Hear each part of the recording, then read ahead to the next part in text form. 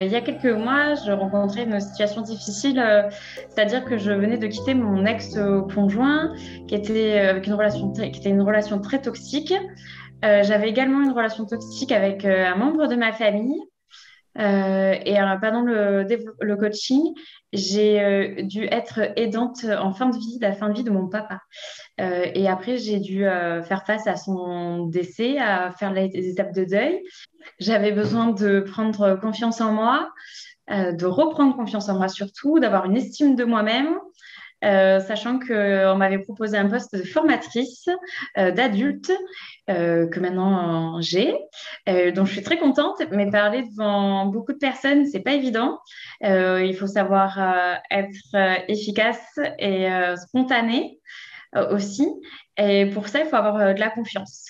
L'évolution que j'ai notée, c'est avoir plus de confiance en moi, sortir de ma zone de confort, avoir plus d'estime de moi-même, être plus souriante également, plus ouverte aux autres, parce que je sais mieux me protéger.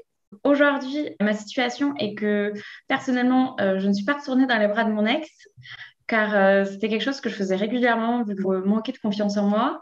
Au niveau familial, je me suis éloignée de la personne toxique. Je n'ai pas coupé les ponts. J'ai juste appris à me protéger face à ces remarques blessantes. J'ai fait aussi les étapes du deuil de mon papa. Fanny et son coaching m'ont beaucoup aidé, donc merci beaucoup. Voilà. Après, au niveau professionnel, je me suis engagée à être formatrice d'adultes, à parler tous les jeudis pendant 7 heures devant des gens entre 18 et 42 ans qui ont des fois plus d'expérience que moi professionnelle. Donc ça, c'est paradoxal et très drôle. Je m'entends très bien avec eux. Niveau couple, pour l'instant, j'ai laissé libre cours à la vie. Pour l'instant, je suis toute seule, mais je le vis super bien. Voilà, je me dis que mon bonheur perso arrivera après mon bonheur professionnel. Pour la prise de parole en public, ça ne me gêne plus du tout de prendre la parole. Je suis très à l'aise et j'ai beaucoup plus confiance en moi, beaucoup plus souriante et beaucoup plus de relationnel avec les autres personnes.